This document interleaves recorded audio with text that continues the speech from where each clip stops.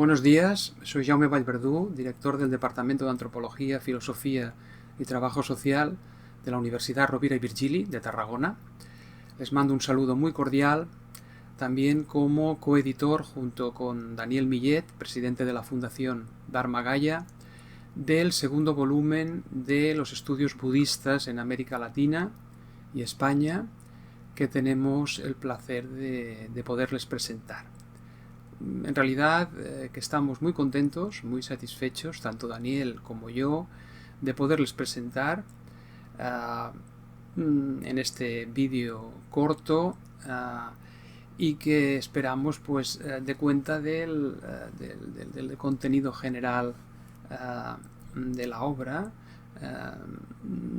de la forma pues más satisfactoria posible. En primer lugar, yo lo que sí quería es agradecer de nuevo la labor de Publicacions URB, que lo mismo que ocurrió con el primer volumen, pues se volcaron desde el principio en ayudarnos en este proyecto, que han realizado una labor excelente, a mí me parece, de preparación, de edición del libro. Y su ayuda y su implicación desde el primer momento creo que ha sido pues fundamental. En particular, en este sentido, agradecer a Jaume Llambric, su director, y también a Magalí Uzcaray este trabajo y bueno, decir que sinceramente sin ellos pues desde luego que el volumen no habría tenido recorrido, digamos que ni punto de inicio ni punto final de la manera tan excelente e impecable a nivel de formato, a nivel de edición que ha tenido, ¿no? Por lo tanto, pues muchas gracias sinceras. En segundo lugar, por supuesto, también agradecer a todos los autores y autoras del libro su colaboración, su disposición desde el inicio, también su complicidad, sus excelentes trabajos, por supuesto, contribuciones, que, bueno, en global, creo yo que en su transversalidad, interdisciplinariedad, dan cuenta del panorama que desde un principio pues pretendíamos ofrecer y que esperamos pues hayamos podido ofrecer de la mejor manera en la medida de lo posible, ¿no? Bueno, van a ver ustedes un poco en este vídeo que cada autor hará un breve resumen de su trabajo, y creo que esto va a ir muy bien para conocer, digamos, más esa panorámica general y para dar cuenta un poco de la importancia, ¿no? De la relevancia de ese desarrollo de los estudios budistas y sobre budismo, que tan valioso es a nivel académico, a nivel universitario, a nivel formativo en general, y para contextualizar y para comprender más a fondo esta tradición y seguir, como digo, ahondando y contribuyendo a su investigación y a su conocimiento, ¿no? Verán ustedes también que el punto de apoyo, digamos, de este volumen, como lo fue en el primero, es la antropología, pero desde luego que el abanico disciplinar se abre mucho más, y como Daniel y yo tratamos de exponer resumidamente en la introducción, pues este abanico cuenta también pues con otras disciplinas que tienen siempre aportaciones muy valiosas sobre el budismo desde sus diferentes enfoques, perspectivas, marcos teóricos, epistemológicos, metodológicos, ¿no? Todas ellas tienen importantes contribuciones de valor, y además, bueno, un poco ahí está también el sentido de la obra a ese nivel de interdisciplinariedad, de ver cómo las diferentes disciplinas y sus diferentes perspectivas pues pueden muchas veces encajar entre sí y contribuir a ese conocimiento, en este caso del budismo, de una manera pues mucho más completa, ¿no? Bueno, en cuanto a estructura, van a ver que este segundo volumen sigue la línea del primer volumen. Hemos querido darle el mismo, digamos, formato y la misma línea de desarrollo, Y bueno, un poco más en conjunto, pues esperamos que la obra sea de su agrado, de su interés, que les motive en la lectura, en el aprendizaje y que, como digo, pues pueda contribuir un poquito más, que sea un granito de arena añadido al conocimiento y al desarrollo de los estudios budistas en diferentes ámbitos territoriales y desde diferentes perspectivas. Esta era la intención y esperamos humildemente haberlo conseguido al menos un poquito. Muchas gracias, nada más por mi parte y bueno, encantado de saludarles. Buenas tardes a todas y todos, mi nombre es Catón Carini, soy antropólogo de la Argentina y es un placer para mí darles la bienvenida a la presentación de este segundo volumen de la obra titulada Estudios Budistas en América Latina y España. Esta obra fue compilada por los doctores Jaume Vallverdú y Daniel Milet y es fruto de la colaboración entre la Fundación Dharma Gaia y la Universidad Rovira y Virgili. Al igual que el primer volumen, esta obra reúne investigaciones de distintos enfoques y disciplinas, lo que aporta una mirada interdisciplinaria que enriquece el estudio del budismo en el ámbito de América Latina y España. La presentación que van a presenciar es organizada por la Fundación Dharma Gaia y por la Red Iberoamericana de Estudio del Budismo, el RIEP, que surgió hace aproximadamente 2 años cuando junto a varios investigadores, muchos de ellos autores de capítulos en este libro, concebimos la idea de formar una red académica de estudio del budismo cuyo objetivo sea conectar distintas personas que trabajan en estos temas y promover el estudio del budismo desde una perspectiva interdisciplinaria. Así se formó la RIEP, que es una organización sin filiación política ni confesional, cuyo objetivo es promover el diálogo entre académicos e investigadores del budismo. Uno de los objetivos de la RIEP es seguir promoviendo la publicación de obras como las que estamos presentando. También tenemos la idea de organizar jornadas y congresos y en un futuro también tenemos proyectado realizar una revista que sea una plataforma para difundir y promover investigaciones sobre el budismo. Queremos invitar a todas las personas interesadas en ponerse en contacto con nosotros y conocernos. Sin más, les agradezco su presencia y espero que disfruten de esta presentación. Bienvenidos y bienvenidas a la presentación del segundo volumen del libro Estudios Budistas en América Latina y España, una coedición de publicaciones Universidad Rovira y Virgili y la Fundación Dharma Gaia. Este volumen expande la exploración del budismo en contextos hispanohablantes, abordando nuevas perspectivas y desarrollos en este campo de estudio. Esta videopresentación, organizada por la Red Iberoamericana de Estudio del Budismo RIEP, la Fundación Dharma Gaia y la Fundación Universidad Rovira y Virgili, ofrece un espacio donde los autores de este volumen discuten sus investigaciones y aportes. Cada autor tendrá aproximadamente 9 minutos para presentar cada uno su capítulo. A través de cada intervención se revela la riqueza y diversidad de enfoques sobre el budismo, proporcionando un panorama integral que enriquecerá la comprensión de su evolución en América Latina y España. Esta presentación se encuentra dividida en 4 ejes temáticos. El primero, estudios doctrinales y tradiciones budistas, contará con la participación de los doctores Gustavo Pita Céspedes, Alex Ruiz Falqués, Girardo Rodríguez Plasencia y Francisco Díez de Velasco. La segunda parte se centra en la situación del budismo y de los estudios budistas en América Latina. Contará con las intervenciones de Manuel Atto Carrera y Daniela Mesa Sánchez.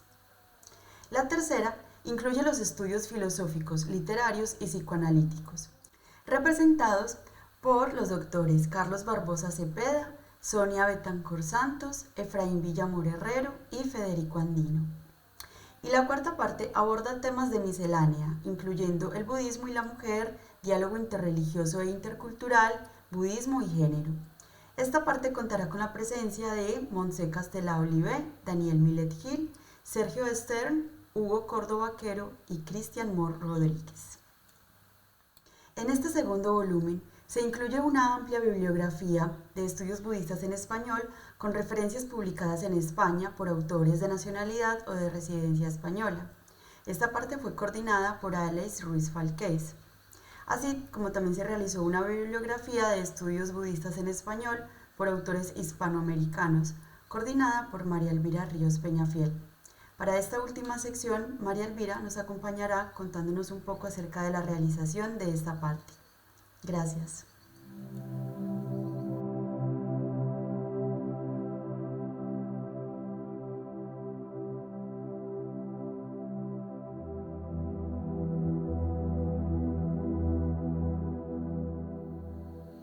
Comenzamos con las presentaciones de la primera parte, Estudios doctrinales y tradiciones budistas. Será encabezado por el Dr. Gustavo Pita Céspedes, con su trabajo titulado El budismo zen en Hagakure. Gustavo obtuvo un máster en Arts en Filosofía por la Universidad Estatal de Leningrado en 1983. Fue profesor de Historia de la Filosofía en el Instituto Superior de Arte de Cuba desde 1987 hasta 2004. En 2006 obtuvo un máster en Estudios de Asia y África por el Colegio de México. Y en 2013 un doctorado en Traducción y Estudios Interculturales por la Universidad Autónoma de Barcelona.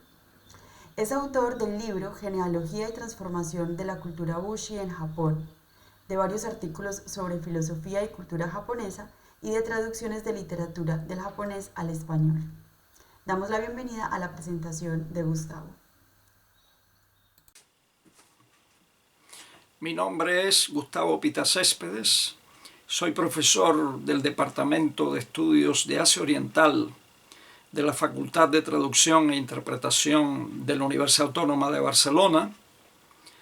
El ensayo El budismo zen en Hagakure intenta entender, apoyándose en este clásico del pensamiento samurái de la época Tokugawa, las peripecias de la integración del budismo en el siglo XVIII a un señorío periférico de la zona occidental de Japón. Este ensayo se inserta en el segundo tomo de la compilación Estudios budistas en América Latina y España, editada por Daniel Millet y Jaume Vallverdú, que examina desde diversas perspectivas el proceso de adaptación del budismo al ámbito cultural, sociopolítico y humano de Iberoamérica. Un ámbito diverso y cambiante como la vida misma, en el que tan importante es lo ocurrido como lo que queda por ocurrir, y en el que, como en todo ámbito de posibilidades, por mucho que se haya hecho, siempre hay tanto por hacer. Tanto en el caso de Japón como en el de América Latina, el budismo ha podido integrarse por su capacidad de adaptación, que es la de la propia vida, que siempre es lo que no es, y en la que en la plenitud del vacío encuentra siempre su espacio lo nuevo. Quizás por eso el budismo, como cosmovisión milenaria, sendero de integración de pensamiento y acción y de búsqueda de la liberación real, ha logrado en relativamente corto tiempo echar hondas raíces en Latinoamérica y España.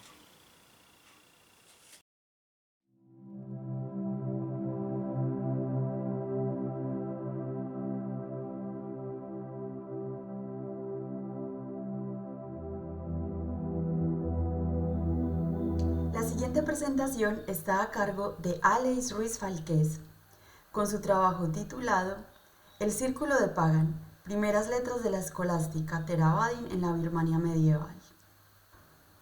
Alex Ruiz Falqués es licenciado en Filología Clásica por la Universidad de Barcelona, máster en sánscrito y doctor en Indian Studies por la Universidad de Cambridge. Sus áreas de especialización académica son la lengua y literatura pali, el budismo Theravada y la tradición hermenéutica y gramatical de la India, y actualmente se dedica a la docencia y a la investigación. También participa en proyectos de crítica textual en pali, tanto de textos canónicos como de textos de gramática medieval. Su última traducción al español es Los últimos días del Buda. Damos la bienvenida a la presentación de Alex. Hola, saludos a todo el mundo. Muchas gracias por invitarme a hacer este vídeo. Voy a compartir un poco una especie de resumen o algunas palabras sobre el artículo que he presentado o con el que he contribuido al volumen del que estamos hablando. El artículo que es el segundo, después de la introducción, hay un artículo Budismo Zen en Hagakure y luego este artículo mío, El Círculo de Pagán, primeras letras de la escolástica Theravadin en la Birmania medieval, que seguramente no es el título más atractivo para los que estén interesados en la práctica del budismo, quizás algo un poco esotérico, pero voy a intentar explicar un poco cómo se enmarca este artículo dentro de la tradición del Pali, de la tradición del Theravada. Entonces, para entender la importancia de estos gramáticos, que en principio pues, no son muy conocidos y parecería que el artículo o este tipo de estudios pues, son un intento de los académicos de dar importancia a un asunto para así pues que le den una beca para hacer el doctorado, como fue mi caso. En parte es verdad, para qué nos vamos a engañar, son temas que quizá no son centrales, pero si uno estudia la tradición Theravada, por ejemplo, pues se da cuenta de algo obvio, que es una tradición en la que los textos del Tipitaka en Pali tienen una gran importancia. Esto es indiscutible. Entonces, cualquier gran maestro del budismo Theravada, sea un practicante de meditación, sea un estudioso intelectual, en última instancia, incluso los más reformistas, en última instancia, toman como autoridad las escrituras o los suttas. Esto sucede incluso hoy en día, sobre todo en el mundo anglosajón, seguramente. Pues, aunque hay gente, se está reinterpretando el budismo temprano o primitivo, el early Buddhism, siempre utilizando los suttas, en el caso del Pali y luego de otras tradiciones, como fuente de autoridad. Es decir, no se cuestiona la autoridad de los textos. Entonces, la función del filólogo, de algún modo, es decir, bueno, ¿y estos textos realmente qué son y de dónde vienen? Entonces, cuando uno empieza a estudiar, pues obviamente dice, bueno, los textos del Pali son los discursos del Buda que dio hace 2500 años, pero no son de puño y letra del Buda. Es decir, no es que el Buda escribiera en una piedra todas sus enseñanzas y hoy en día simplemente vamos a la piedra y todavía está allí escrito, inscrito y grabado en la piedra, sino que dio las enseñanzas de forma oral. En un cierto momento se pasaron por escrito. La palabra del Buda se escribió sobre hoja de palma. Estas escrituras, como por la propia naturaleza del material, se iban disolviendo, es algo muy budista, se tenían que ir copiando sucesivamente. Entonces llegó un momento en el que pues, las copias que la gente leía eran copias de copias de copias de copias, etc. Con lo cual, cada vez que se copia o se introducen errores, y lo que pasa, que es lo más natural del mundo, es que la palabra del Buda se iba ensuciando de errores a través de las copias de los manuscritos. ¿Sí? Esto es lo más normal, pasa en todas las tradiciones. Y en el caso del Pali, pues no es una excepción en los textos del Tipitaka. Luego llegó un momento en el que, pues con la utilización de la imprenta en Asia, estos textos se pasaron a versiones en diferentes alfabetos, pero se imprimieron, se hicieron ediciones impresas, como las de la PyTech Society en Europa, y otras ediciones en Asia, y hoy en día pues ya tenemos textos electrónicos. La cuestión es que cuando uno va a las fuentes de los manuscritos, que en última instancia son las fuentes de nuestras ediciones, cuando uno abre un libro en Pali o va a una página web y tiene el texto original en Pali, todo esto viene de manuscritos. Y el estudio de estos manuscritos, pues al final nos enseña que estos manuscritos fueron editados durante muchos siglos por expertos en Pali. Y estos expertos, de algún modo, pues estaban entrenados, estaban enseñados en técnicas de gramática. Y aquí sí que vamos al tema del artículo, que en algunos siglos pues destacaron más que en otros, y el siglo XII en Birmania justamente es un siglo muy especial porque se producen textos de gramática que han sido muy influyentes desde el siglo pues esto, XI, XII hasta el día de hoy. Pues por cuestiones políticas, culturales, fue un momento de gran auge del budismo Theravada. Entonces hay textos que han sido muy importantes, aunque no sean textos budistas, son muy importantes para la transmisión de los textos, para la purificación de los textos.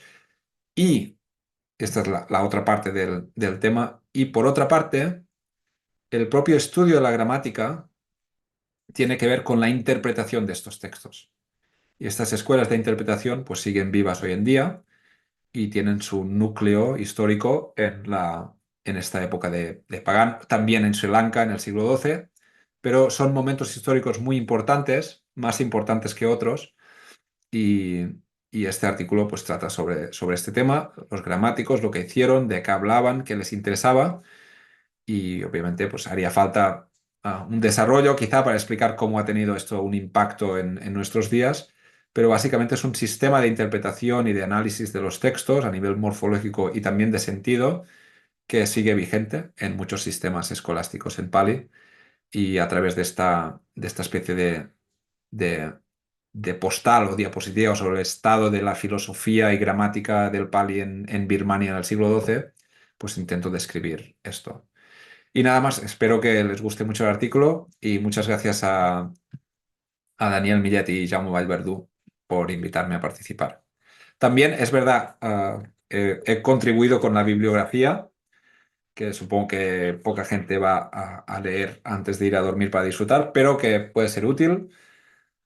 Y es una bibliografía que no es del todo original, pero intenta ser lo más completo posible dentro de lo que tenemos. También está al final del libro con la de María Elvira Ríos para la parte de América Latina, la mía es la de España. Y también, pues, muchas gracias a los editores principales por invitarme a contribuir de esta forma todo lo que podamos para que los estudios del budismo florezcan en el mundo en lengua española. Muchas gracias.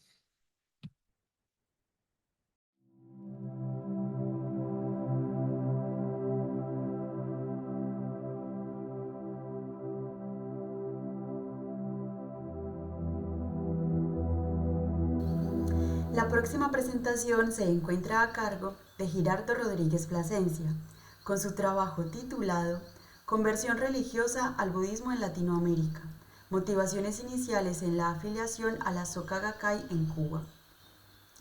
Girardo se ha titulado en estudios sobre Asia-Pacífico por la Universidad Ritsumeikan Asia-Pacífico en Japón y en Antropología Social por la Universidad de La Habana en Cuba. Desde la perspectiva de la globalización cultural, ha publicado sobre el budismo en Cuba, su país de origen, en especial sobre los procesos de conversión religiosa en la Soka Gakkai. Ha estudiado además las nuevas espiritualidades y sus interacciones con el campo religioso japonés. Actualmente investiga la religiosidad japonesa de montañas y su comparación en aspectos con la espiritualidad hispánica. Bueno, vamos a continuación con la presencia de Girardo. Gracias. Un saludo tengan todos, mi nombre es Girardo Rodríguez Plasencia, soy profesor asistente de la Universidad Seinan Gakuin en Fukuoka, Japón. El capítulo que presento en este volumen colectivo, el segundo volumen de estudios budistas en América Latina y España, se titula Conversión religiosa al budismo en Latinoamérica, motivaciones iniciales en la afiliación a la Soka Gakkai en Cuba. Este trabajo comenzó como tesis en la maestría de antropología de la Universidad de La Habana bajo la dirección de la doctora Rosa María de la Haye Guerra, a quien expreso mis agradecimientos por su inmenso apoyo y su contribución al desarrollo de la antropología en Cuba. El capítulo aborda el proceso de conversión religiosa al budismo en contexto latinoamericano, tomando como estudio de caso la Soka Gakkai en Cuba. La religiosidad más extendida en la sociedad cubana se caracteriza por el sincretismo de elementos de diversos sistemas religiosos, principalmente el catolicismo, el espiritismo y las religiones cubanas de origen africano. Tienen también como característica un énfasis en la práctica ritual en vez de la doctrina, un bajo nivel de filiación institucional y una funcionalidad relacionada con la solución de problemas personales de la vida cotidiana. Para la mayoría de los creyentes cubanos, la religión casi nunca constituye un modo de vida, sino que funciona como un mecanismo alternativo ante las dificultades personales. Por supuesto, muchos de estos rasgos de la religiosidad cubana más extendida discrepan del ethos de la Soka Gakkai, una organización religiosa de origen foráneo, en este caso de origen japonés, la cual enfatiza el estudio de la doctrina y su correcta interpretación, la disciplina en la práctica religiosa, la asistencia regular a las reuniones de grupo, la participación en las actividades de la organización, las acciones de proselitismo y un alto grado de compromiso con la institución religiosa. Ante este contraste de cosmovisiones y prácticas, surgen las siguientes preguntas. ¿Por qué se convierten los cubanos a la Soka Gakkai? ¿Cómo ocurre el proceso de conversión religiosa? Se utilizan en el estudio enfoques de las ciencias sociales, con particular atención a la etapa inicial y actual del proceso de conversión religiosa. Aquí estudiamos un número de categorías, sobre todo en las fases inicial y la fase actual del proceso de conversión religiosa. Principalmente vamos a prestar atención en este capítulo a las motivaciones para acercarse a la organización religiosa y una vez allí el proceso de interiorización de los valores de la Soka Gakkai. Tenemos dentro de esto también un número de variables que hemos explorado para comprender más el proceso de conversión. En la fase inicial ya hemos mencionado las motivaciones, pero dentro de la interiorización de los valores de la Soka Gakkai vamos a prestar atención principalmente al contenido de las oraciones o invocaciones o rezos, según la terminología utilizada por los propios practicantes. También a la actitud hacia la práctica religiosa y a las actividades de proselitismo. De este estudio hemos derivado un número de consideraciones. Primero, que los procesos de conversión religiosa en la Soka Gakkai en Cuba se producen de forma variada y gradual. Los lazos interpersonales desempeñan una función vital en la motivación de los futuros conversos para acercarse a la organización religiosa. En este modo afectivo, y debido a la estrategia de la Soka Gakkai de instalar el altar budista en los hogares de sus miembros, el converso potencial se apropia gradualmente de los principales mitos, símbolos y ritos del budismo de Nichiren. Estos son la ley mística del Sutra del Loto, el Gohonzon, objeto de veneración, y el rezo del Daimoku. Encontramos también a los que se acercan a la organización religiosa según un modo pragmático experimental, es decir, para solucionar alguna situación de crisis personal. A diferencia de los modos anteriores, estas personas llegaron a la organización, por una parte, sin nexos interpersonales sólidos y por otra, sin una familiarización con las exóticas filosofías orientales. La interiorización de los valores de la Soka Gakkai se evidencia en el contenido altruista de las oraciones o invocaciones de aquellos miembros que ocupan cargos directivos en algún nivel, sea al nivel de grupo o al nivel de división o al nivel nacional, asimilando los ideales de orar por la paz mundial, el crecimiento de la organización, la realización de la revolución humana, la unidad de los miembros, la sabiduría necesaria para transmitir la ley y la felicidad de los otros seres humanos. Todo esto, por supuesto, en términos émic, o sea, en términos de los propios practicantes. Aunque en menor grado estos valores se observan también en los miembros comunes, si bien son más acentuados en el modo intelectual experimental. Son los individuos del modo pragmático o pragmático experimental quienes, en este aspecto, reflejan menos los valores de la Soka Gakkai, dirigiendo sus oraciones principalmente hacia el bienestar individual. Aparentemente, aquellos individuos que provienen de las nuevas espiritualidades de tipo nueva era, que hemos denominado aquí el modo intelectual experimental, se identifican mucho más con los valores de la Soka Gakkai. Sin embargo, la persistencia de las configuraciones de estas nuevas modalidades religiosas, las cuales se caracterizan por una religiosidad amorfa e individualizada, se contrapone a la perseverancia y disciplina requeridas para la observancia de las prácticas religiosas de la Soka Gakkai. Sin embargo, es notable la tendencia general de comprometerse únicamente con la Soka Gakkai, hecho que apunta a las transfiguraciones actuales del cuadro religioso cubano y latinoamericano en general. Sin más, muchas gracias por su atención y les invito a leer el capítulo. Gracias.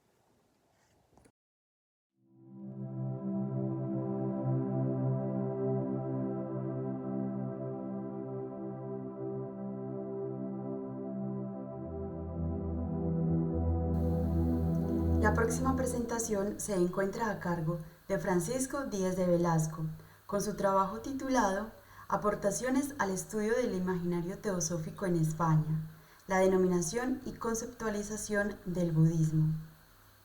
Francisco Díaz de Velasco es un prolífico escritor e investigador español, licenciado en Historia y Antropología y doctor en Historia. Él destaca por su dedicación docente como catedrático.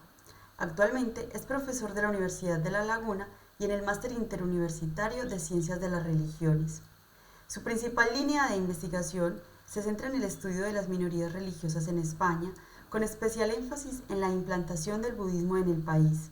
Dentro de sus obras principales destaca Los caminos de la muerte, religión, rito e iconografía del paso al más allá en la Grecia antigua, Budismo en España, historia, visibilización e implantación, Introducción a la historia de las religiones y la historia de las religiones, métodos y perspectivas.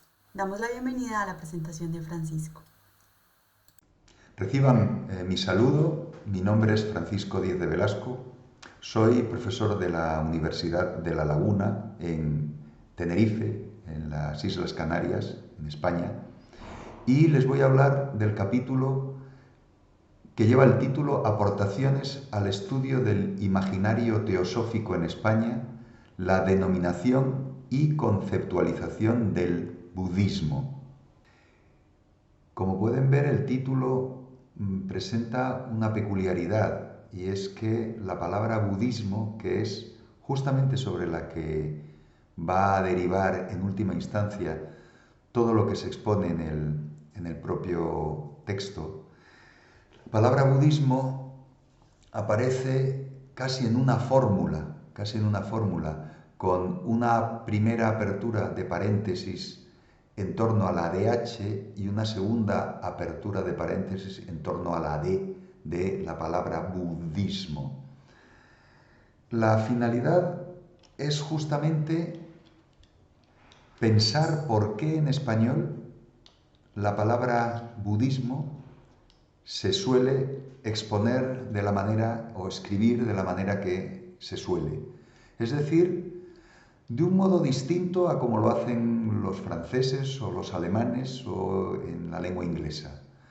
En todas ellas, budismo se escribe con doble D y una H, budismo, que refiere fielmente la palabra de la que deriva, la palabra sánscrita o la palabra de las lenguas orientales de la que debería derivar nuestra palabra.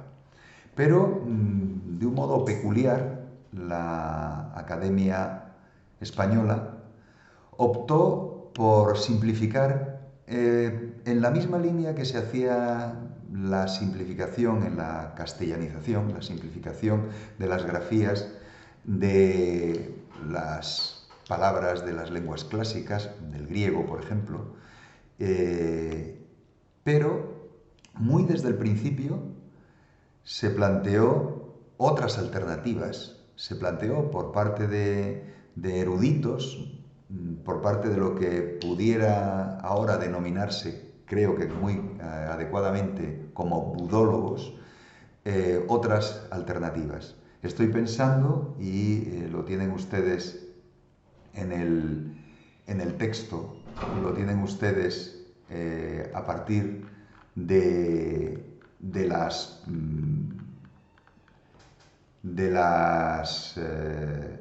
la página 71.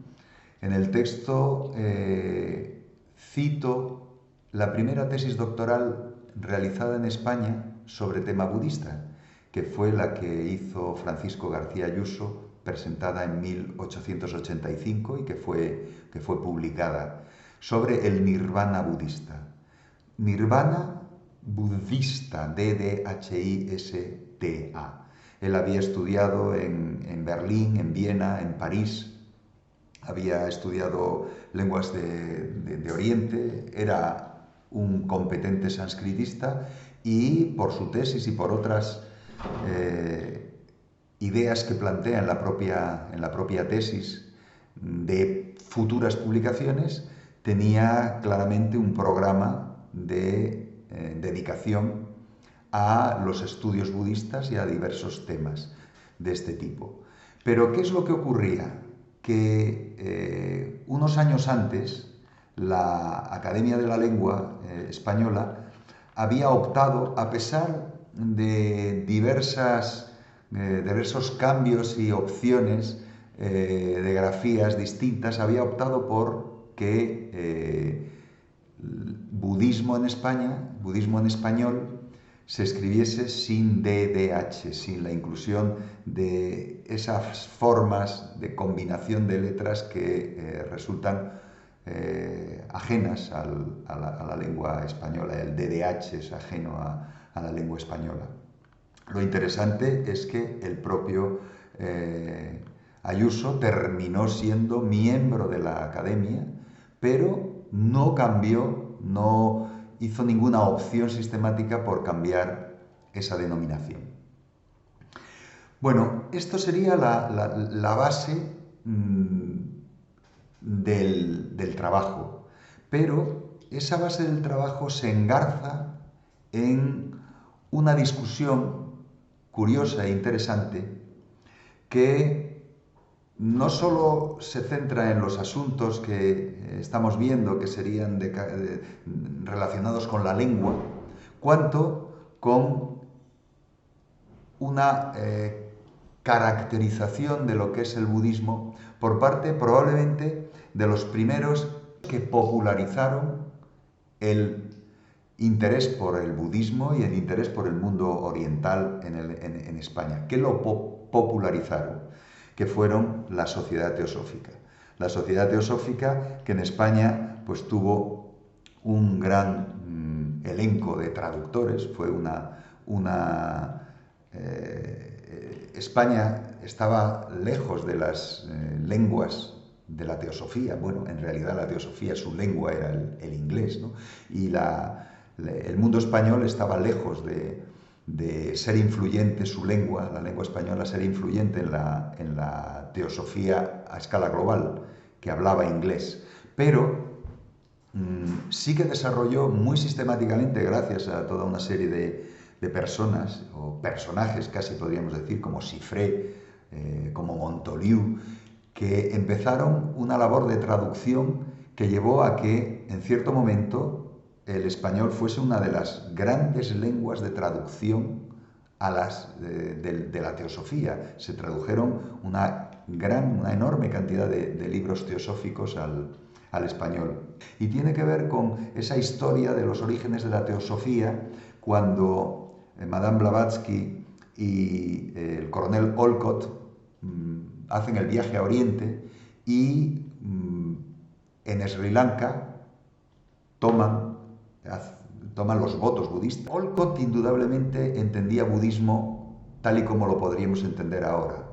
Se sentía budista, un budista digamos que estándar. En cambio, Elena Petrovna Blavatsky no tenía ese mismo planteamiento, o por lo menos a lo largo de su vida, a partir de esa, entre comillas, toma de votos del Pansil en Sri Lanka, no se podía ubicar en esa caracterización como plenamente budista. De hecho, hay momentos en los que ella habla de que sería budista en la línea de los budas o seres iluminados con los cuales ella tiene relación.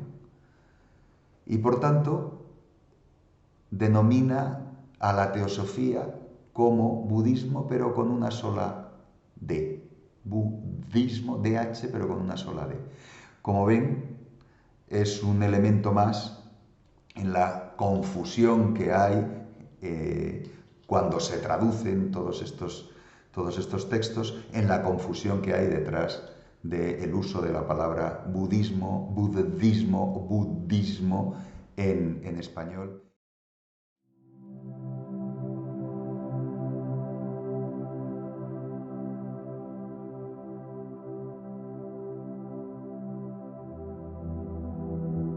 Continuamos con el segundo eje temático titulado Situación del budismo y de los estudios budistas. Será encabezado por Manuel Atto Carrera con su presentación Semillas y brotes, brevísima genealogía del budismo en el Perú. Manuel es doctorando en Filosofías y Religiones por la Escuela de Estudios Orientales y Africanos SOAS de la Universidad de Londres, donde investiga sobre la filosofía social del budismo comprometido. Cuenta con una maestría en estudios budistas, filosofía y religiones comparadas por la Universidad de Nalanda, así como estudios de pregrado en filosofía y derecho en la Pontificia Universidad Católica del Perú.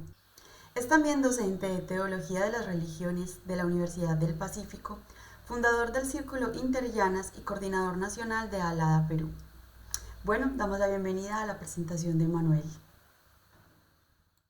Hola, un cordial saludo desde Lima, Perú, y mi agradecimiento a la Universidad Rovira y Virgili, a Jaume Valverdú y a Daniel Millet por la edición del segundo volumen de Estudios Budistas en América Latina y España. En lo que a mí concierne, he tenido a mi cargo el capítulo de el budismo en el Perú, que lleva por título Semillas y brotes, brevísima genealogía del budismo en el Perú. Y para contarles un poco el detalle de los contenidos principales y el enfoque que hemos tenido en este artículo, permítanme compartirles esta breve presentación. Diré, para comenzar, que el artículo no aspira a dar cuenta de la totalidad de comunidades budistas que uno puede encontrar el día de hoy en el Perú. Más bien el enfoque y el interés es dar cuenta de los orígenes del budismo en nuestro país, para lo cual nos hemos enfocado en cómo arriba el budismo al Perú desde sus principales tradiciones, el Mahayana, por un lado, desde el Japón y la China, el budismo de fuente tibetana, por otra parte, y el budismo Theravada, ciertamente también. Al final el artículo hará una reflexión sobre el modernismo budista, prácticas de fechas más recientes que también tienen algún vínculo con el Perú, ciertamente. El artículo entonces va a iniciar con la referencia al budismo proveniente del Japón, relacionado con las migraciones de este país al Perú desde finales del siglo XIX, y la mención central de Dayan Ueno, integrante del Sotoshu, del budismo Soto Zen, siendo él monje de esta tradición. Va a tener a su cargo la fundación del templo Taigen-san Gyeonggi, el templo budista más antiguo de América Latina, fundado en 1907 en la provincia de Cañete, a 140 kilómetros al sur de Lima. Ueno va a tener entonces un trabajo importante en el inicio y el sostenimiento inicial del Soto Zen en el Perú. El budismo de la tierra pura no va a tener en los inicios esa misma continuidad en esta primera misión de monjes que vinieron del Japón. Y sin embargo, a pesar de la labor de Ueno, quienes han estudiado este periodo histórico dan cuenta de que el budismo no va a tener un momento de florecimiento en el Perú. Va a haber, por el contrario, asimilación a la religión mayoritaria, la católica en nuestro medio, pero sí para las ceremonias de los difuntos, entre otros rituales familiares, va a continuar el budismo teniendo un rol que se mantiene hasta nuestros días. Hoy en día, la comunidad Soto Zen en el Perú continúa con el trabajo importante de la venerable Issei Shiro, proveniente de la Argentina, que en su periodo, desde el 2005 hasta la fecha, ha tenido el hito de la ordenación del primer monje peruano, Sengen Castilla, cuyos pasos ha seguido también Tencay Sánchez. Cabe destacarse que en este linaje del Soto Zen ha habido discontinuidades, es algo que el artículo menciona, de manera que no siempre ha habido misiones oficiales del Soto Zen en el Perú, provenientes del Japón. Sin embargo, es interesante mencionarse que otros autores dan cuenta de presencia de integrantes del budismo de la Tierra Pura en el Perú que se han dedicado precisamente en estos periodos, en ausencia de misiones del Soto Zen, a conducir el templo de Cañete. De hecho, en años recientes hay noticia de la visita desde el Brasil de integrantes del budismo de la Tierra Pura al Perú, de manera que ahí esta relación entre la Tierra Pura y el Soto Zen en el Perú amerita una investigación mayor que excede el propósito del presente artículo. Ya en el caso de China, encontramos que las migraciones que llegan al Perú se remontan a mediados del siglo XIX y a diferencia del caso del Japón, no tenemos aquí una misión específicamente budista y un templo exclusivamente budista que se funde en el Perú. Lo que hay es la presencia de la religión popular china que llega con los primeros inmigrantes de China al Perú, religión que combina elementos del budismo con elementos del taoísmo y del confucianismo. De ello dan cuenta distintas crónicas que el artículo recoge, donde en visitas a los templos de los inmigrantes chinos en el Perú hay presencia de estatuas y elementos del budismo como parte de la religión popular china, ¿no? Hay en lo que podemos encontrar hoy en día en los templos chinos en Lima y en otras partes del Perú, estatuas de bodhisattvas como Guanyin, Disang, entre otros, de manera que esta presencia del budismo se da de este modo sincrético en los templos chinos. Sin embargo, menciona Joseph Cruz, sinólogo peruano, a quien entrevistamos para el artículo, que hay familias de origen chino que sí se reconocen como budistas por tradición familiar. En este caso particular, una investigación que esperamos poder hacer más adelante debería recoger el testimonio directo de estas familias que den cuenta de su práctica del budismo en nuestro medio. Dejando de lado el caso de la China, tenemos los orígenes del budismo de fuente tibetana o budismo vajrayana en el Perú, que están asociados al mundo académico en este caso. Honorio Ferrero, proveniente de Italia, llega al Perú luego de la Segunda Guerra Mundial, después de haber integrado la resistencia antifascista, se incorpora al mundo académico peruano y va a enseñar historia de las religiones, historia de la cultura, y en ese ámbito la temática del budismo y la del budismo tibetano en particular van a tener un orden de prioridad.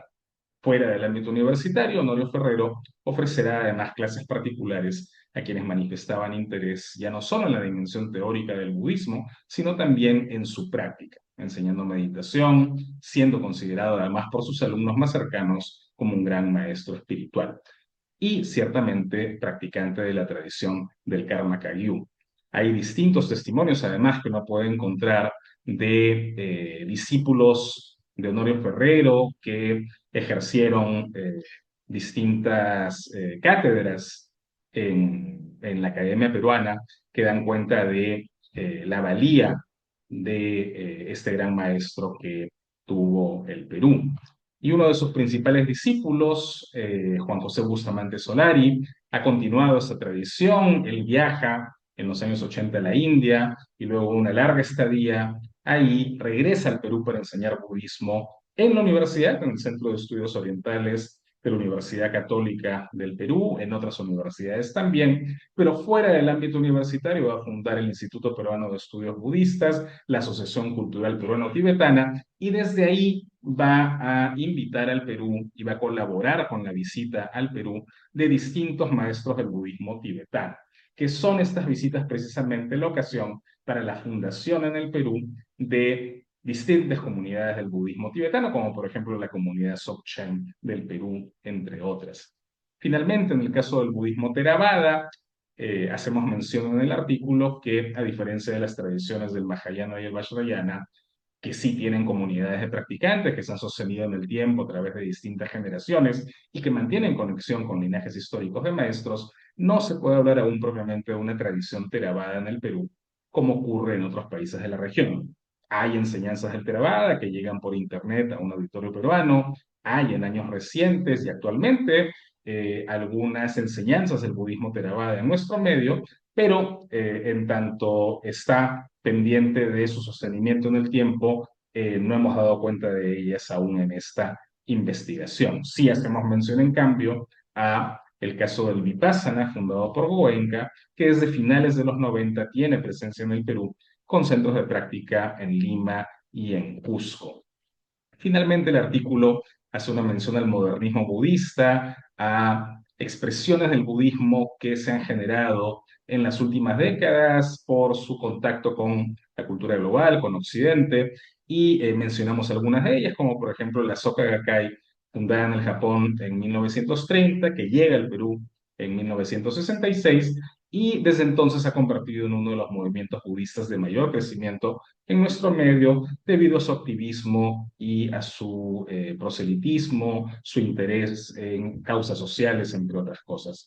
Espero que esta breve introducción al budismo del Perú sea de interés y que los anime a leer el artículo, donde encontrarán una bibliografía mayor a la que aquí les compartimos. Muchas gracias por su atención.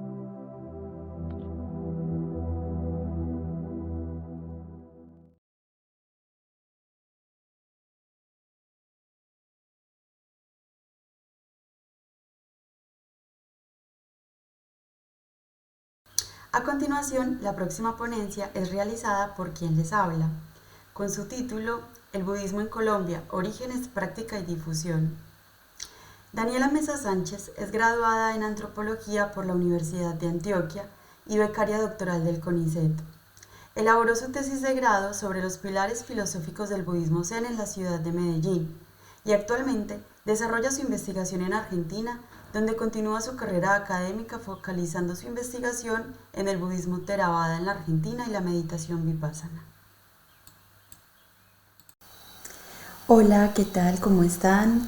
Mi nombre es Daniela Mesa Sánchez y en esta ocasión voy a presentarles a grandes rasgos mi capítulo, el capítulo con el que contribuyo en este segundo volumen de Estudios Budistas en América Latina y España. Así que, bueno, en primer lugar, agradecerle a los editores, a Jaume Valverdú y a Daniel Milet, por haber editado y gestado y creado este maravilloso libro en estos 2 volúmenes. Realmente para mí es un gran privilegio, es una gran oportunidad haber contribuido a este volumen con mi capítulo titulado El budismo en Colombia, orígenes, práctica y difusión. Bueno, mi capítulo a grandes rasgos trata de hacer una historia del desarrollo, del arribo y la llegada del budismo en territorio colombiano. Esto incluye también de alguna manera las características sociales, culturales, históricas que propiciaron esa llegada no solamente a Colombia, sino también a Latinoamérica. Y estas condiciones históricas y socioculturales que propiciaron la llegada del budismo a Colombia, su desarrollo y su posterior éxito en la formación de diversas organizaciones pertenecientes a todas las escuelas del budismo, las comenzamos ya a observar a nivel mundial cuando en los años 60 se comienzan a generar toda una serie de movimientos contraculturales por los jóvenes principalmente, en el cual había ya como un descontento social, una constante preocupación sobre el devenir del mundo, marcado principalmente como por ese descontento frente a la política imperante, al modelo racionalista de la ciencia, como a los modos de producción económicos avasallantes y antiecológicos, y también con un fuerte componente de existencialismo de la posguerra europea. sumado bueno, a las dictaduras militares también que se generaron en los años 70 en Latinoamérica, y bueno, una serie de detonantes que generaron de alguna manera un interés por las filosofías de Oriente. Y ese interés por las filosofías de Oriente también está bastante influenciado por los autores que de alguna manera llevaron en Occidente reflexiones de conceptos claves del budismo a sus propias interpretaciones desde la psicología, la filosofía, la literatura. Entonces autores como Erich Fromm, Suzuki, Alan Watts se volvieron bastante masivos en Estados Unidos y después también a Latinoamérica. Y ahí podemos ver como muchos, por ejemplo, budistas de conversos, monjes o maestros, cuentan como en su adolescencia y en su primera juventud el acercarse a estos autores, a las conferencias televisadas de maestros que tenían una fuerte reflexión del sufrimiento, la muerte, el sentido de la vida desde un punto de vista budista, los llevó a querer volcar toda su vida espiritual frente pues a los cuestionamientos que resolvía el budismo. Bueno, y ya tras haber realizado como ese esbozo general de ese budismo en Latinoamérica en el marco del contexto occidental, pasamos ya a la apropiación identitaria de ese budismo por parte de colombianos a través de la formación de escuelas y organizaciones. Bueno, entonces de alguna manera se puede pensar que el budismo, a diferencia de otras religiones, no llega a través de una misión activa, sino a través de una apropiación intelectual de su doctrina. Y bueno, ya digamos que pasando este primer esbozo general de estas condiciones que pues, propiciaron esa llegada del budismo en la Colombia, pasamos a un segundo momento que es ya propiamente la presencia institucional de las diversas escuelas del budismo, sus orígenes, su reproducción y su difusión. Y bueno, a grandes rasgos podemos observar la presencia institucional de las grandes ramas, tanto de Mahayana, de Vajrayana y de Theravada. Y bueno, ya a partir de este momento comienza toda la investigación, no solo etnográfica, sino bibliográfica, en ese sondeo y en esa búsqueda de todos los trabajos de grado, de posgrado, que se han realizado desde la sociología, la psicología, la antropología, de estudios de grupos budistas en Colombia. Encontramos dentro de esos estudios principalmente sobre el budismo zen y el budismo tibetano. Y bueno, dentro de toda esta investigación, no solo etnográfica, sino también buscando en las páginas web de los grupos, y bueno, en general sobre la presencia institucional de los grupos budistas en Colombia, encontramos que hay presencia de todos. Entonces está dentro del budismo Mahayana, por ejemplo, está la presencia del budismo Chan a partir de la comunidad Camino del Dharma. Por otro lado, dentro del budismo Soto Zen, encontramos a la comunidad Soto Zen de Colombia, a la Fundación para Vivir el Zen y a la Montaña del Silencio. Por otro lado, dentro del budismo Nichiren, encontramos presencia de la Soka Gakkai Internacional. Ya para el Vajrayana encontramos el Camino del Diamante para la escuela Kagyu, Karma Technum Choling. Para la Gelugpa, el Centro de Meditación Budista Yamantaka y la Nueva Tradición Kadampa. Y para Nyingma, el espacio Dzogchen Colombia. Y ya para el budismo Theravada encontramos la presencia institucional de la organización Meditación Vipassana de Goenka y de otro grupo denominado Anumodana Colombia. Encontramos que muchas veces dentro de estos grupos hay diferentes filiales en otros países de Latinoamérica. Las filiales colombianas tienen diferentes sedes en diferentes ciudades. Ya en el capítulo les cuento su historia particular, los maestros que llegan de otros países, llegan a Colombia, fundan sus escuelas, les cuento, bueno, a grandes rasgos la historia particular de cada una de ellas. Bueno, otro componente importante de la investigación es la relación que hay en la adscripción al budismo y la conversión al budismo y ese desarraigo de la religión oficial con el tema del conflicto armado nacional en Colombia. Porque, bueno, con conversaciones que se tuvo con diferentes miembros de diferentes escuelas y con practicantes en general, se llegó a la conclusión que muchos de ellos tuvieron que pasar y padecer la época de la fuerte violencia por el conflicto armado en Colombia, en el que encontraron una necesidad de irse del país, de viajar, de ir a la India. Muchos de ellos viajaron, volvieron, y muchos de ellos vivieron la violencia, pasaron diferentes avatares en su vida y finalmente encontraron en las prácticas de la meditación, en las prácticas budistas, un consuelo, un asilo. Bueno, y ya para finalizar,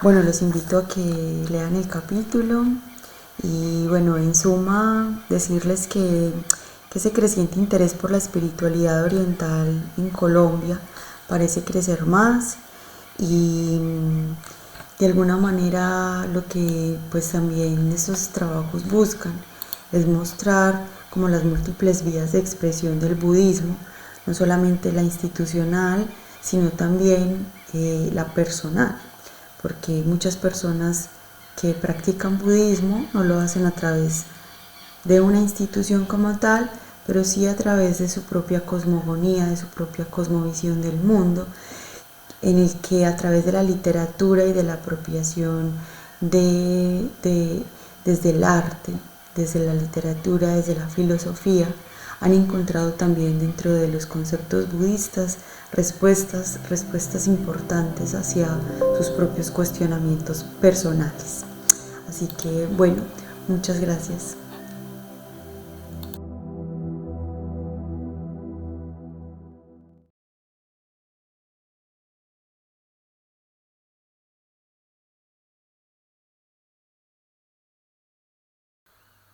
Continuamos con el tercer bloque temático, estudios filosóficos, literarios y psicoanalíticos.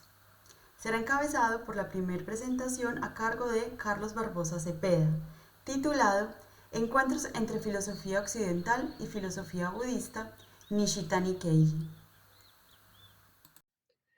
Saludos, mi nombre es Carlos Barbosa Cepeda. Quisiera aprovechar esta ocasión para presentar, o bueno, podríamos decir algunas cosas sobre mi contribución al volumen 2 de la colección Estudios Budistas en América Latina y España, que vio la luz este 2024. Me encuentro aquí en Bogotá, Colombia. Mi nombre es Carlos Barbosa Cepeda. Mi contribución se titula Encuentros entre filosofía occidental y filosofía budista, Nishitani Keiji.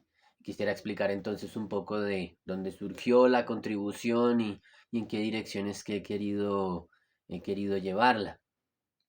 Primero, de dónde surgió, y podemos aquí entonces contar que precisamente cuando se me pidió una contribución para este volumen, querían que contribuyera desde el lado filosófico, mirar el lado filosófico de los estudios budistas.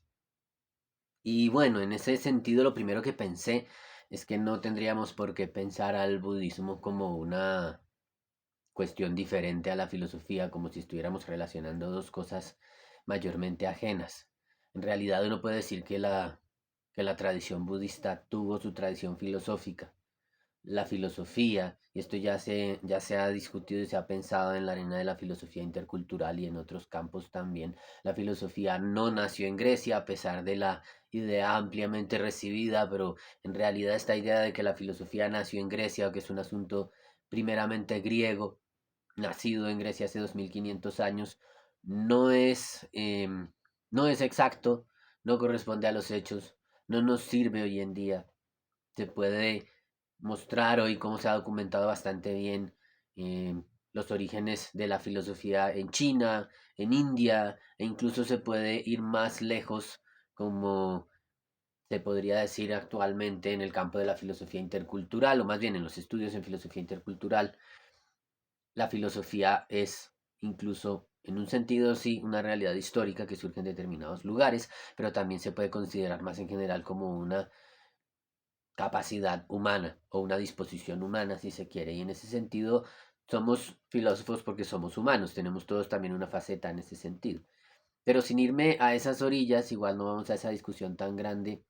En todo caso, sí se puede decir que la India vio un nacimiento de la filosofía históricamente de una forma diferente a lo que ocurrió en Grecia, con sus raíces propias. Y el budismo surge en ese contexto, de hecho en el contexto de la discusión filosófica antigua en la India. Y se desarrolla históricamente también a la par con el desarrollo filosófico de la India. Luego, claro, el budismo pasa a otras regiones, pasa a China, pasa al Tíbet, y eso significa también la formación de tradiciones filosóficas allí, muy influenciadas por el budismo, no exclusivamente budistas, pero sí muy tocadas por el budismo, especialmente en el caso de Japón. Se puede evidenciar cómo el budismo fue una fuerza muy importante para la tradición filosófica en ese contexto. Hay entonces una noción de que existen tradiciones filosóficas fuera de la esfera griega y la esfera occidental, y se ha documentado en varios volúmenes, ¿no? En el caso de la filosofía japonesa, está en la filosofía japonesa en sus textos, un volumen de 2016, que ya tenía versión inglesa del 2011. Es un libro de fuentes de la filosofía japonesa y podemos ver mucho de lo que ya más en detalle podemos explorar lo que estoy señalando aquí.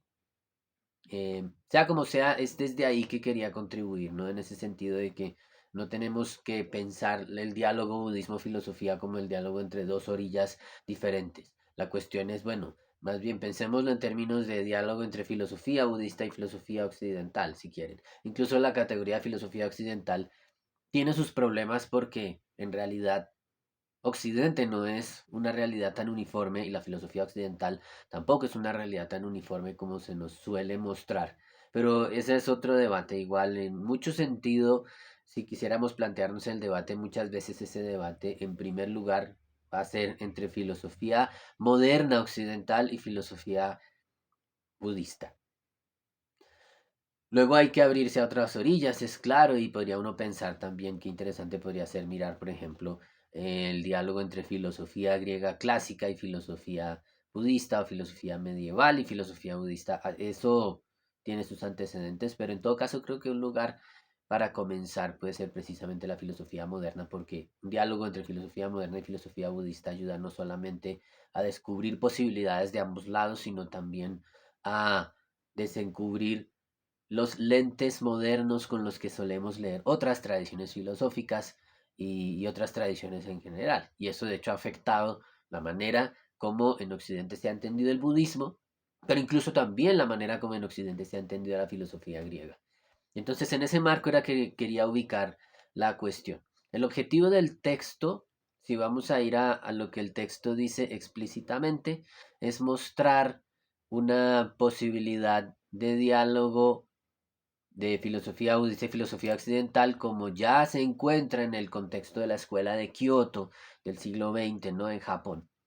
Pero me centro en el caso de Nishitani Keiji, primeramente porque hay muchísimo que decir más de lo que se podría abarcar en un solo artículo si uno quisiera abordar más autores, y segundo porque Nishitani es un autor especialmente notorio en términos de la profundidad, la amplitud y la explicitud con la que plantea su diálogo entre filosofía budista y filosofía occidental, especialmente filosofía moderna, decíamos.